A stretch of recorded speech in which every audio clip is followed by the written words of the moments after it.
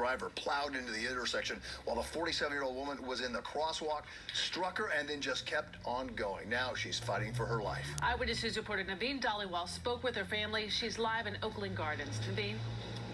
Yeah, Sade, I just got an update from her son the last 20 minutes, and it appears Nabila Aziz's injuries are a lot more extensive than originally thought. She has bleeding on the brain, a fractured skull, and damage to her ear. And the big concern for family tonight is that she just had stomach surgery a few months ago, so there could be complications from that, all because of a careless driver.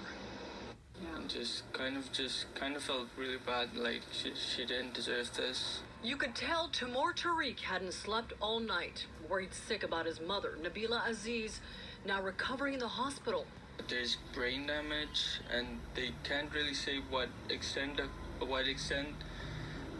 was of the damage in the brain, because there's like a lot of bleeding. The 47-year-old was returning home last night with her daughter and husband, crossing the street at 223rd Place and 64th Avenue, just a few blocks away from her house. My dad just called me and like he was crying, and he just told me like someone just hit your mom with the car. Timur, confused and panicked, ran out toward the scene to find his mother lying on the road, bleeding.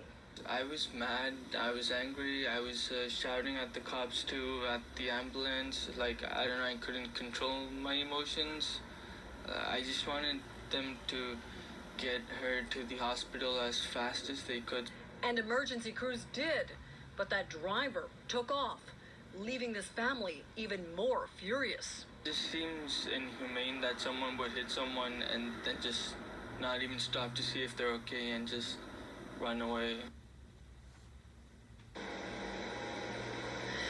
And here at the scene, there's a traffic alert informing people there was a hit and run here. Neighbors also telling me that people zoom by, so they're hoping that there will be a speed bump here one day very, very soon. And as far as that driver on the run, the vehicle, police say, was white, possibly a Dodge Durango. Well, David, her son tells me that his mom is showing signs of improvement at the hospital.